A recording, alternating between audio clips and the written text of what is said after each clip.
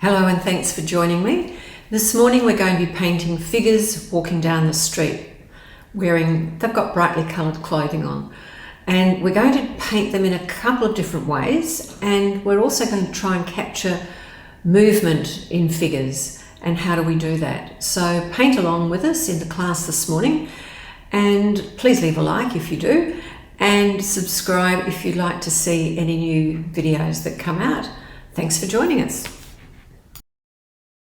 So here we are. I've started drawing up and I've put the figures, the image that I'm drawing from is just on the right. So I've changed the figures around slightly. I think that the figures should always be connected, and because there's a gap in the middle between the lady in the red dress and the fellow on the right, I'm putting another figure in just to make it look a little bit more interesting. And also to give the feeling of perspective and a bit of field of depth to the group of figures. It's always good to have figures, at least a couple of them, overlapping so that they look a little bit connected rather than having them all in isolation like soldiers in a row.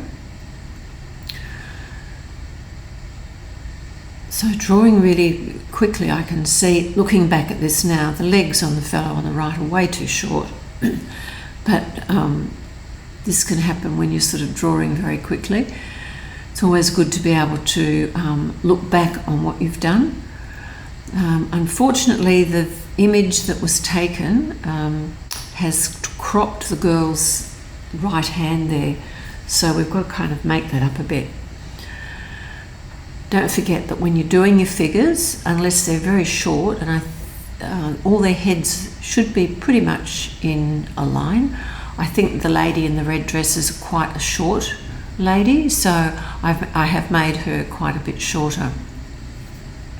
Their feet will be different lengths, and just be aware that if you've got somebody who you want to bring forward in a drawing, make sure that their feet are further down the bottom of the page than people who are further back in the street.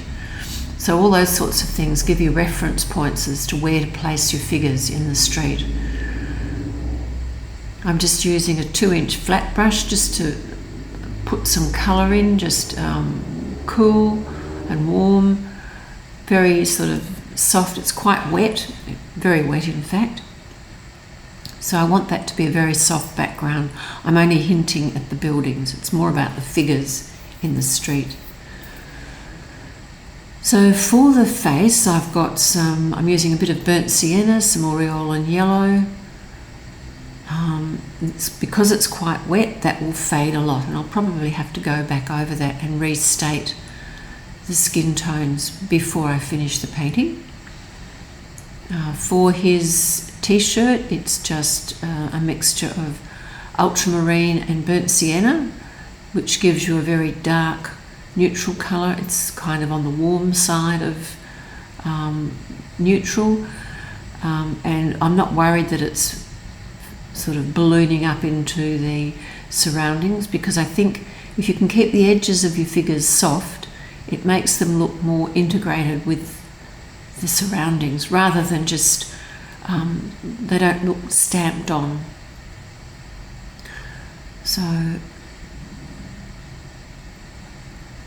always try and vary the tones within your clothing. I think that's really important. Have some of the clothing light, some of it dark, and have warm and cool areas of whatever colour you're painting. So there I've got, you can see under the arm it's quite warm, up the top it's quite light. So that variation in tone and temperature of your colour is really important.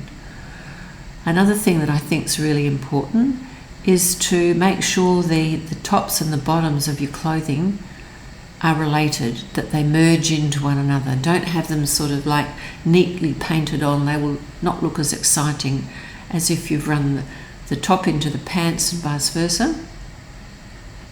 As a figure in the background, I'm just drawing her in as I go along with the brush, really. And to get that look of movement, just make sure that the feet aren't both planted flat on the ground. one foot is always higher than the other as people are moving, and that will give you a look too of movement with your figures. Now she's coming towards you, so her face is in view, even though it's quite dark because she's quite a way back. And obviously the fellow on the right is coming towards us, and the lady in the middle, on the left of the girl I've just painted, she's walking away from us. So I'll show you how to get, or I'll discuss how to get the look of her walking away from us in a moment. So because she's walking away, obviously the hair is at the back of the head, but also her head is quite a bit shorter than the other two people because her head's down. She's actually on the phone in the photograph. So I'm going to get her to look like she's down. The top of her head is dropping away from us. So just look for those little clues as to how you can get a bit of movement, how you can get the figures to look like they're coming towards you or moving away from you. So her hand is up to her face, and we'll put the phone in a little bit later. And you can see that I've got her feet as well. One leg's a bit shorter than the other as she's walking away. Now this girl's face is quite strong, but again I've used a lot of water to get that to blur down with the figure. So you can see how the fellow on the right, his face is faded, so it will lighten. Watercolour dries about 20% lighter, depending on how much water you have used with the paint when you put the pigment onto the paper.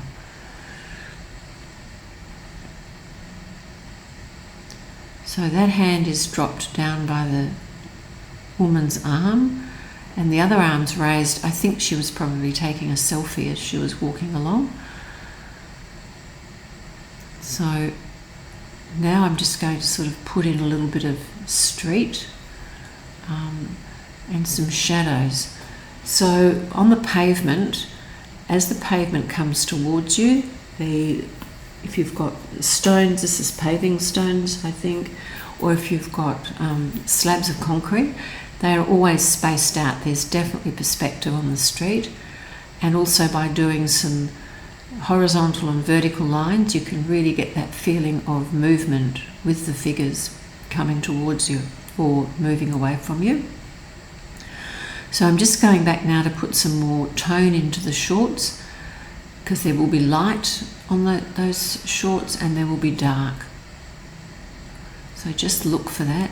I've put in his bag, and that's cut in around the back of the shorts on the left hand side, and that will also give you a feeling of perspective and depth with his clothing, the light against the darker yellow of his bag that he's got thrown over his shoulder. With the girl here, I'm just dotting in some features, the glasses, maybe just a dot for the nose and the mouth, just very small, because at that distance you won't see the features clearly, and if you put too much detail in, you'll have to put that amount of detail everywhere else in your painting, and you probably don't want to do that. It's just a sketch of figures in the street.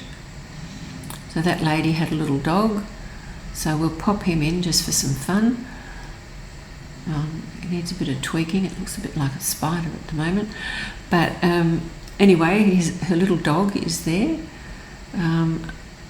So just revisiting the buildings for just a little bit more detail, not too much. So just some awnings coming out there, a bit of a jumble of the buildings. And again, I don't want too much detail in the background, so keep everything quite soft and loose. So to get things loose, use a big brush and more water. You can see that the figures have got some light edges on them. You could have a little bit less, you could have a bit more. It's just a personal preference. Keep those windows soft, or balconies. Just push that up just push some water up into the area and then just warm up the front, just repeat the colours that are in the background. So here we have the finished figures for you, and now I'm going to move on to version 2. So I've put some speckles in the foreground, and here we have version 2. Right, big brush again, and this time the figures are much larger than the previous painting. It's still only a small painting, it's only an eighth of a sheet, a full sheet of paper, so it's about 18 by 26 centimetres. Keep it very loose and keep those edges soft as you come down the paper around the outside of the figures. Just flicking a bit of water in there to the top right hand corner for some texture in the background. And again, lots of water. Get that pigment to move across the surface of the paper and the edges soft so that you can add or subtract pigment to that and it won't look out of place. For this demo, I haven't featured too much on the clothing because I've done that in the previous video. I'm doing her hair and face a little bit differently. And the clothing, her dress, I've decided this time just to do quite a loose clothing, a loose dress, change the colours. His shorts and t-shirts, that they have merged together really well, I think.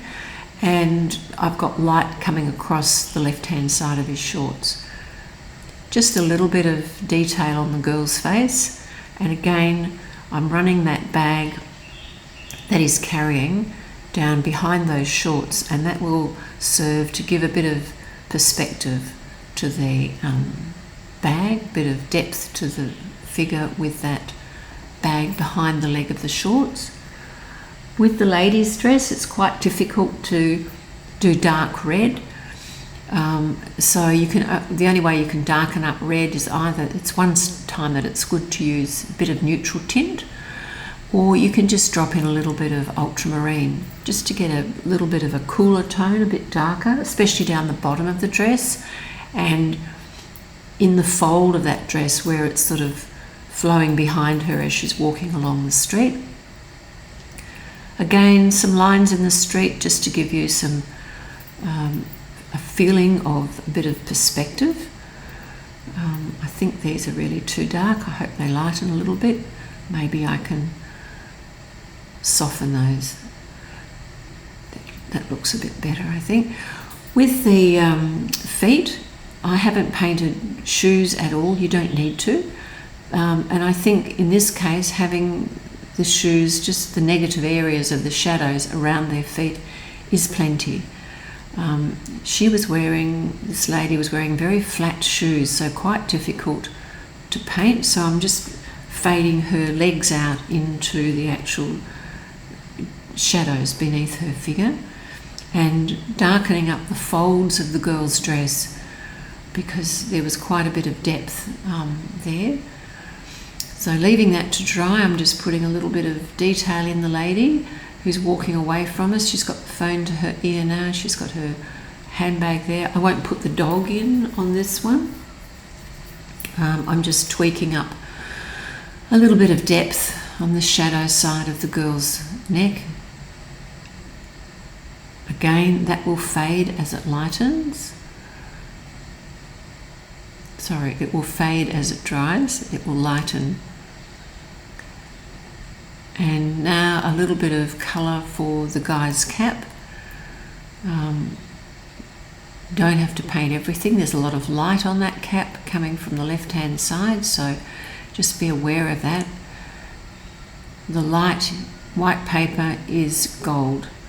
Once you go over that, it's very hard to bring it back. So a little bit of tone under his throat, the shadow side of his body.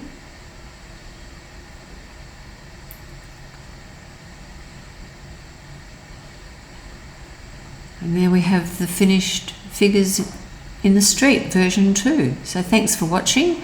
Don't forget, click the subscribe button to be notified of any new videos, and thanks for watching.